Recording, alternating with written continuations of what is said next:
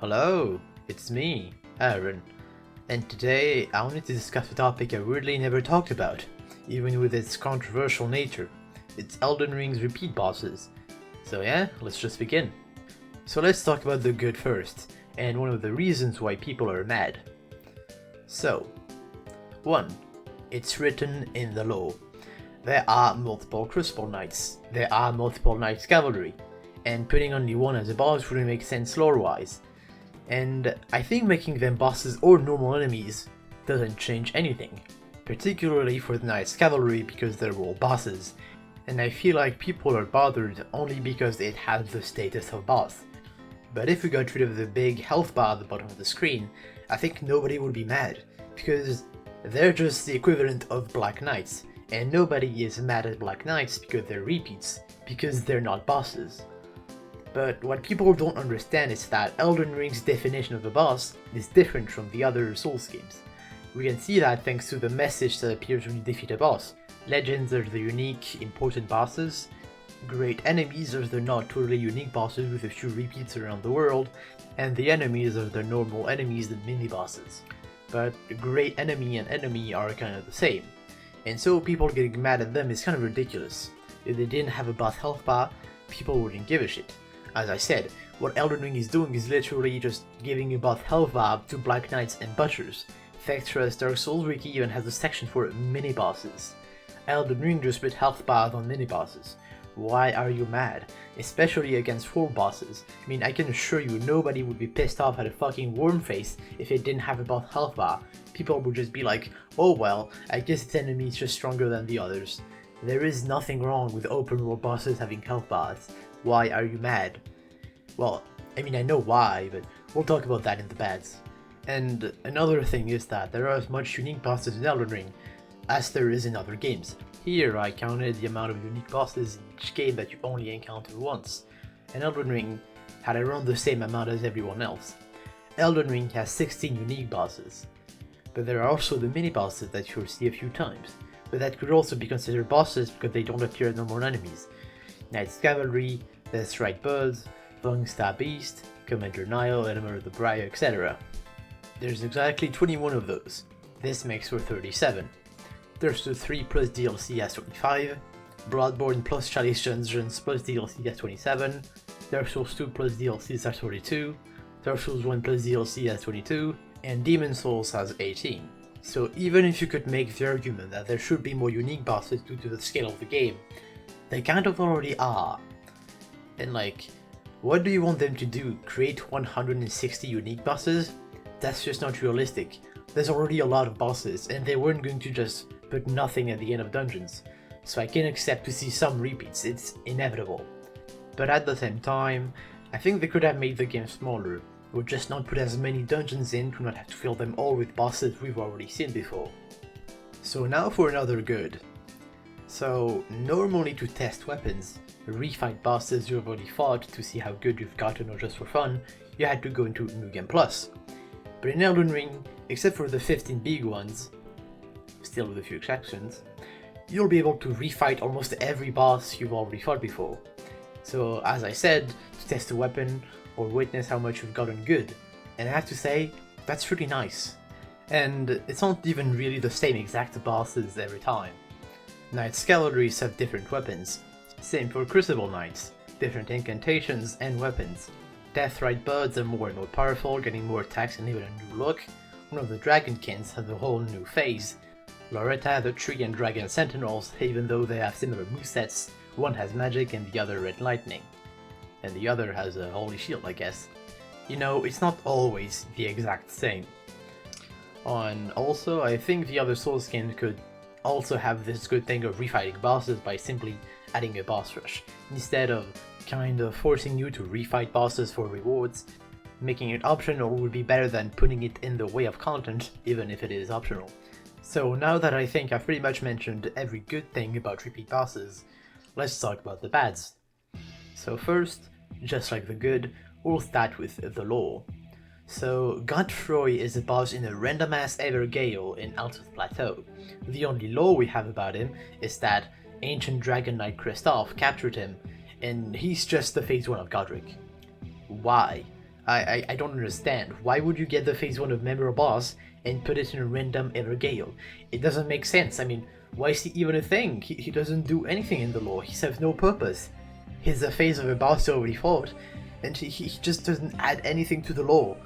Why? They added lore just to make us fight the phase 1 of Godric? Like, again, what? I don't understand. Like, there's also Commander Niall and the Commander O'Neill having the same model.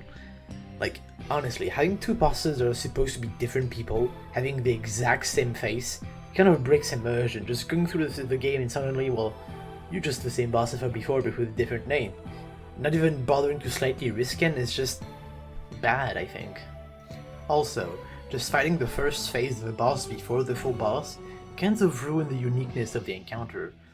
For example, the Shade of Godfrey just feels like they didn't know what to put there and were like, fuck it, let's go, let's spoil our late game boss by putting his best spirit here. Like, I know there's low reasons. I'm guessing Godfrey wasn't in the Lands Between yet, so he sent his Golden Shade to fight us. Moog, I don't really know. Morgoth takes a different name. Margit to go fight the Tarnished early on. And Margit is the only good one, because he's being established as an antagonist from the get-go, and refighting him later with way more moves in phase 2 as well as in phase 1 is good. But Godfrey just arrives out of nowhere. First Elden Lord, alright, and you just beat him and just nothing, no dialogue. I mean, you have to admit, this is just kind of terrible. Like, you just get teased Godfrey in plenty of item descriptions and you just fight him right there. It just completely destroys the build-up they started to set up for the end of the game. Like, imagine if you fought the first phase of Ludwig in the Grand Cathedral or something, and then you fight Ludwig with his second phase in the Hunter's Nightmare. It would ruin so much of the boss fight, getting rid of, again, all the build-up, the uniqueness of the boss. I mean, the mood and the tone would also be weird without the cutscene. Like, I don't understand why they did that. Same thing for Moog. So now let's talk about Elden Ring's terrible duo boss fights, because there are no unique duo boss fights, they're all random mini-bosses slapped together, which makes for terrible boss fights. They're not made to be with each other. Like, before in the other Souls games, every duo or trio or whatever you want boss fights were designed with having the other boss in the same arena in mind. So just slapping two totally unrelated enemies together is just going to go badly. The two Valiant Gargoyles, Godskin Duo, Crystallian Duo, and even fucking Trio with Scarlet Throat included. And there are way more random enemies slapped together, and all those fights, they're all mid at best, or terrible at worst. And now for the main problem. After you finish a questionably good Elden Ring dungeon, you expect a reward, and a boss fight. The reward will not always be for the build you're going with, or even good, and the boss itself, you often already fought, and this makes for a thoroughly disappointing dungeon most of the time, because without elaborating too much, dungeons can already be pretty tedious, with an annoying gimmick and boring rewards and enemies, and having the final to the dungeon and reward totally useless, just wasting your time with a boss you've already fought and don't want to fight anymore, and a reward you don't need, is extremely frustrating. And I think that's where most of the hate for repeat bosses come from. Going through an area to, at the end, just fighting a boss you already fought but stat boosted is just so boring. And at one point you wonder if you already experienced the whole game and that now it's only just going to be the same bosses over and over again. And honestly, after a while I was just asking, what was the fucking point? To go through a boring dungeon with a stupid gimmick and stupid enemies to get something I don't need, and fight a normal enemy with a buff health bar, a reskin, or two totally unrelated enemies put together in a room. And it just felt empty. All the passion and uniqueness, fun and wonder of the world and Legacy Dungeon just fades when you take a look at the dungeons and repeat bosses. Like, it's not even subtle, it's just too noticeable. It felt like a video game that needed to fill its massive world with bosses, and it didn't feel good. Just putting a buff half bar on normal enemies just The game is so big, it feels like they're just desperately filling the game with anything they have.